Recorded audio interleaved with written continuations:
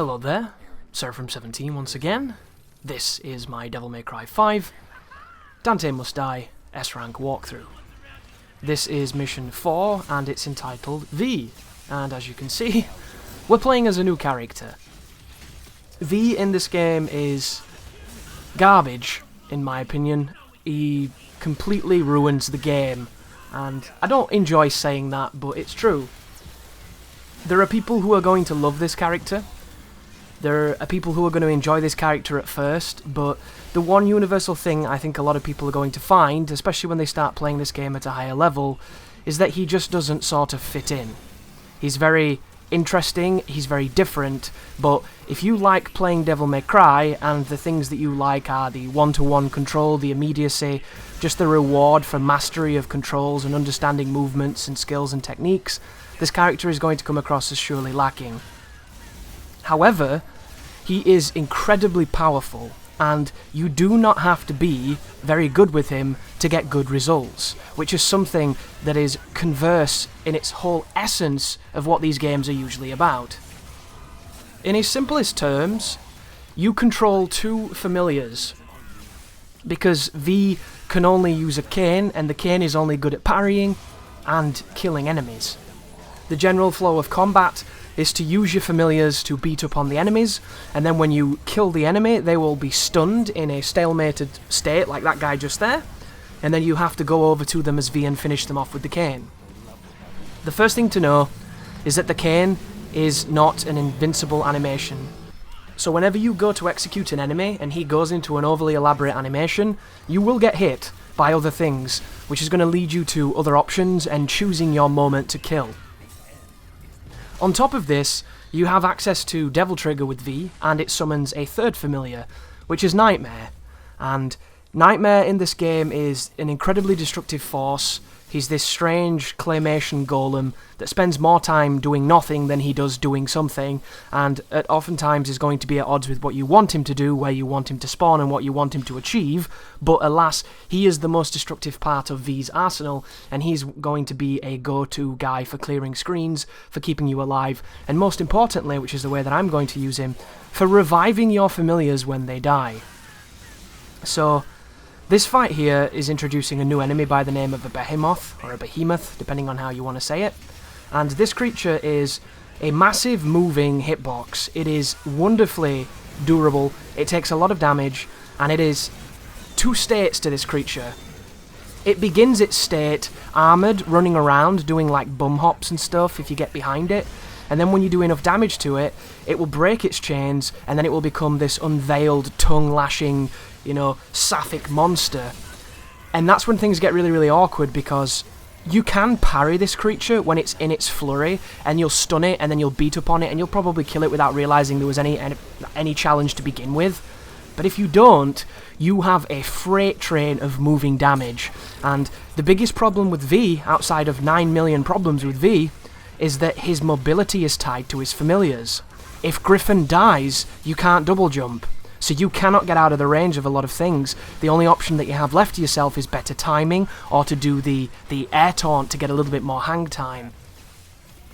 The best dodge for V, in my opinion, usually, is to do his roll, because his roll is quite quick, it's quite responsive, and it covers a decent amount of distance. But as you can see with this creature, it just goes nuts. And unless you understand all these animations, and I just don't, because you don't fight that many of them, I oftentimes find myself wondering, when am I supposed to do what, and how am I supposed to do it, and when?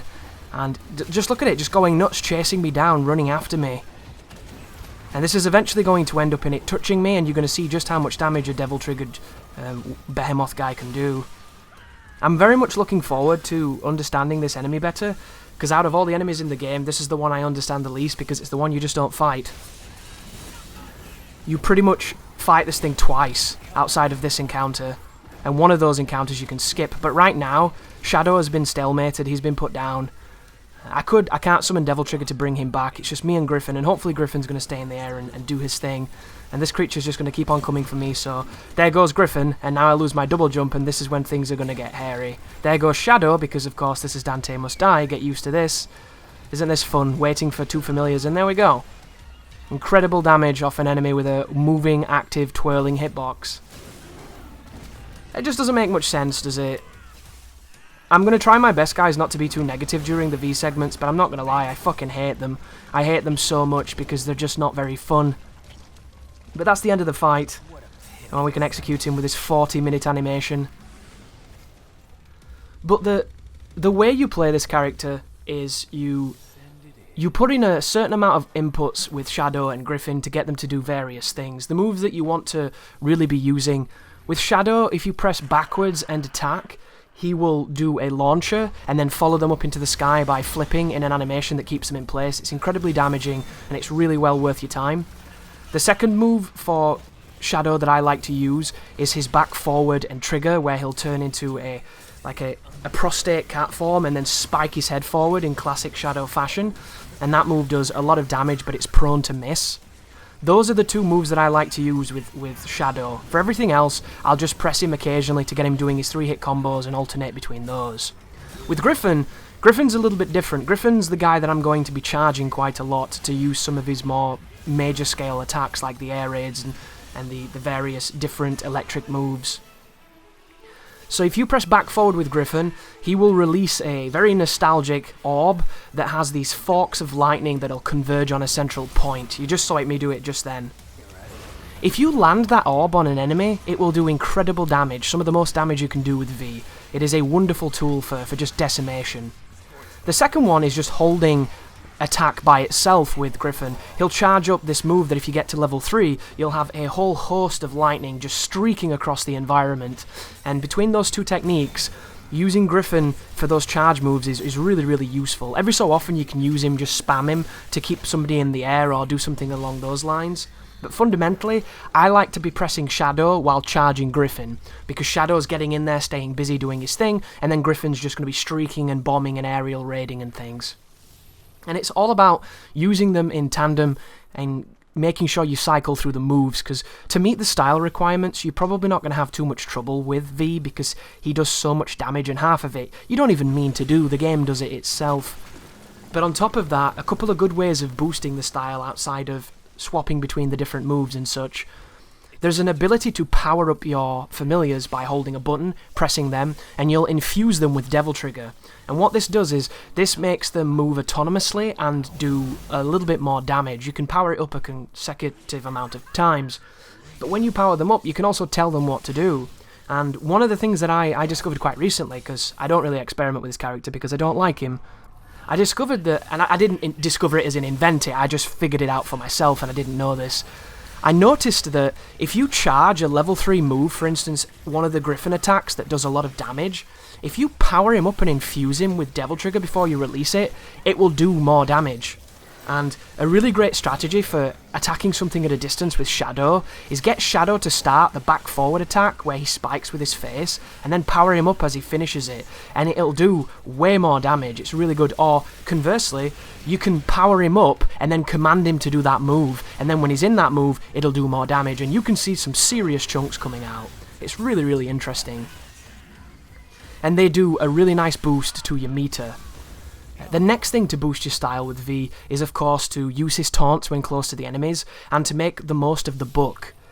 V is an absolute phenom at an open mic, and thus has the ability to just spring off the exact same piece of poetry every time you hold a button. And when you do that, it will slowly regenerate your Devil Trigger.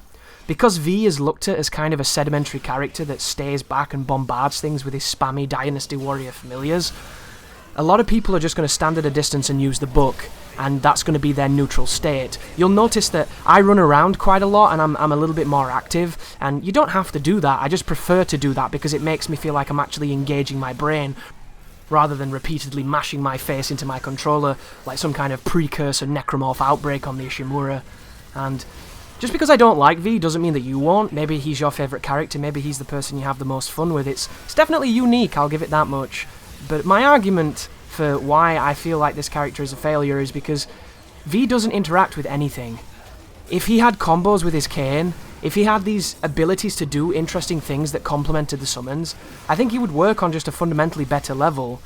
If the summons were one-to-one with the buttons that you press, it'd be really, really just significantly better than it is, because you'd feel like you're in control, but you don't. You feel like they're in control and you're fighting them. It feels like an entire sequence with Trico from The Last Guardian, which is a bad thing, because you don't want capricious AI doing what it wants. You don't want to call Shadow on a move and he starts doing an attack when he's 20 feet away from the enemy.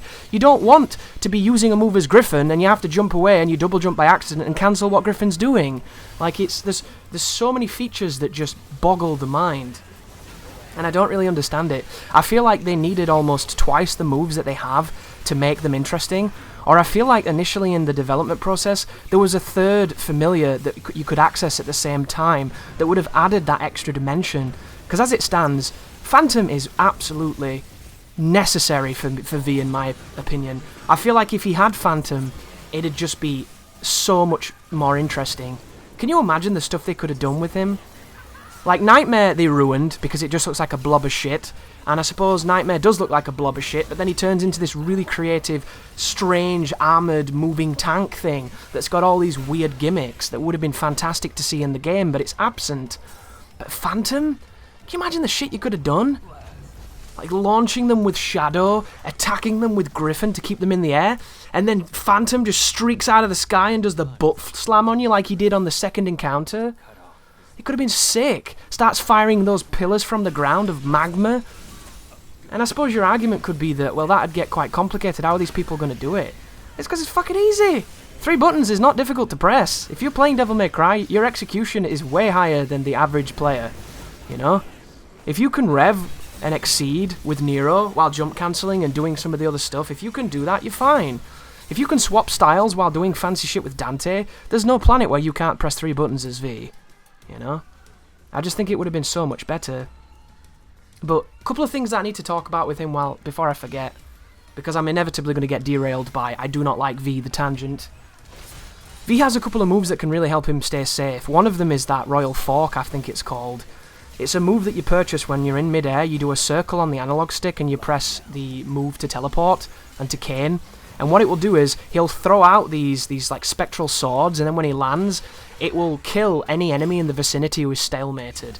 And it's one of the safest ways to actively engage the enemies because it has a consistent animation, and it's not very long. The biggest problem with V's executions when other enemies are alive is he'll do the most ridiculously fanciful animation to stick in there for forever, and it makes no sense. Like, just then I was lucky because he did the pretty close one and I able to get away from it. There's also another mechanic with V that I really like, actually, where when you're doing a cane, on the moment the cane execution ends and he rips it out of the enemy, if you press cane again, he'll teleport to anybody else who's stalemated and he'll cane them too. And it's this wonderfully, like, scholastic disciplinary session against all the enemies where you just teleport around getting major style, and it looks really, really cool.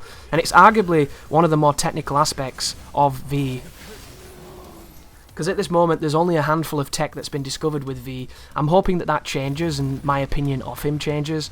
Because as it stands, I just can't wait to use the cheat engine to swap out Nero or Dante for these levels, because I know I'd be having so much more fun with them. But here is your first Judecca as V. The Judecca, the Sin Judecca as he's called, is probably the worst enemy in the game. He is the enemy that's going to be just an absolute pain in the arse. Every Devil May Cry has an enemy that's hard, who is arguably the hardest, most challenging enemy, and every Devil May Cry has the enemy that's the bitch, and you hate fighting them because all they do is bitch things. The Judecca is the bitch. All this guy does is run away, attack you passively aggressively from distance, and then sometimes from up close. He can summon a pillar of flames at your feet, and he can summon more enemies. And even if you knock him down and start a combo, he can teleport out of it. And even if you knock him into the air, there are times when he can teleport out of that as well. So it leads to an incredibly tanky, incredibly defensive, incredibly cunty enemy that does nothing but ruin your style. Fortunately, however, V has a cunty style himself. So V can meet his bitchiness with the Judecca's bitchiness, and together they can have a bitch off, and you will win. Because you are very, very powerful in this game, especially... No, look at this bullshit! Did you see that? Try not to get angry, goddammit.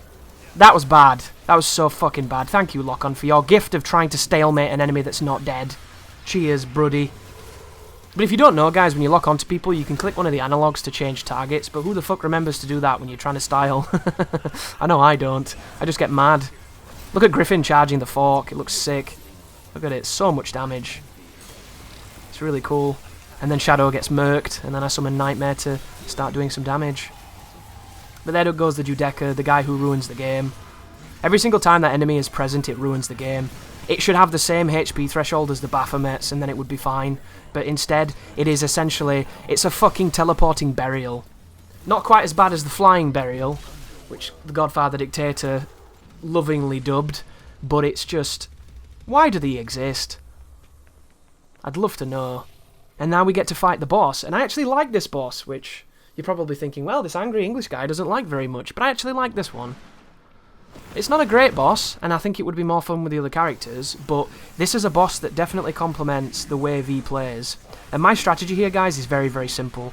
I'm going to hold Griffin so that I can hit with the level 3 charge on his lightning raid, and then with Shadow, I'm just going to be attacking intermittently by pressing the button every so often to do the different combos. And I'm just going to run back and forth without locking on, so I've got the maximum movement. And then when I stun one of the heads, I'm going to execute it, and then focus on the next one. And if you continue to hit with that big triple lightning spread, I think it even might be 4, that's a mistake as well just then. It's another one of the reasons why command normals are terrible on a character that you have to move. Like, the reason why Street Fighter works so good is because you don't move on one of the axes. It's two-dimensional. You go left and right, you go up and down, you don't go towards and away. If you went towards and away, you would never get the input you wanted because it would be indicative of the way you were facing. And that's the problem we have now. I can't face forward and do a back attack without locking on, which is one of the wonderful problems with this kind of video game that I don't think we've quite figured out. Even though Bayonetta in some ways figured it out, but that's only on back-forward / left-to-right motions. But the idea here, guys, is that you stun all 3 of the tentacles, and then Nidhogg will be stunned and you can do big damage on him. I would recommend that you do not activate Nightmare and leave him in the field unless you're fighting Nidhogg one-on-one. That's the only time you want Nightmare to be out, and additionally, only ever use Nightmare to revive outside of a moment to do good damage. And if you're ever watching and thinking, Chris, why is Nightmare still knocking about? It's because I can't turn him off. This game is not as good as the previous ones when it comes to turning off your Devil Trigger. I get so frustrated when I'm pressing the button for Devil Trigger and it won't deactivate. And the reason that it works this way is they want you to deactivate it within a threshold. And the thresholds are every so many segments. I think it might be 3, then it might be 6, and then it might be max. So you have to wait or seemingly extinguish so much before it'll turn off correctly. And there has been a variant of this mechanic in all of the games, but I just feel like when you press that button, it should turn off and just kill the bars. I don't care that I'm losing Devil Trigger. I want to feel like I'm in control. The moment you're out of control in this game, you're dead. It's what it's all about. That's why V is so contrary to what a lot of Devil May Cry players are used to. Because you press a button as Dante, he does it. You press a button with Nero, he does it. You press a button with V, Shadow's not on the screen, he doesn't do it. Where's Shadow? Shadow, please, come here, dickhead, there's a guy I want you to fight. And then there he is, and guess what? He did the wrong move. Sick, right? How many times have you been trying to do a move and you've accidentally done the backwards and attack with Griffin, so he just teleports to you and does that weird AoE when there's nobody near? Happens all the time, doesn't it? It's just one of those oddities. But there's Nightmare doing his laser 40 minutes later than it was needed. And it does no damage, thanks Nightmare. Always good to see you. I hope you don't burn in a fire. But the other thing you'll have noticed too is that this boss has a lot of HP, and right now he's Devil Triggered. When the boss has Devil Trigger in the last 10% of their HP, they get a 50% damage reduction from everything you do. And it's really fun, yeah. Almost as fun as being at the dentist. But here we go, he's going to die and then we can finish him off. And I do the Royal Fork here, but it wouldn't let me do it for some reason. I'm trying to do it and it's like, nope, don't do that. Just to wrap up though, folks. V has a learning curve, but he's also very, very good at low level. Because if you mash the buttons with this character, you'll see great results, even on Dante Must Die. You will have to engage your brain in certain scenarios because your familiars will die more frequently, but there will be a lot of new players who play as V and feel like they're really, really good, because that's the kind of playstyle that he can essentially allow for. And if you like Devil May Cry a lot, that's kind of the antithesis of why you're here, so that's pretty much the reason why he grates against me so much. Because I feel like he is a character who is good at low level and good at high level, and there's nothing really in between. But there's the S rank, guys. Thank you for watching, good luck, Godspeed, and you take care now.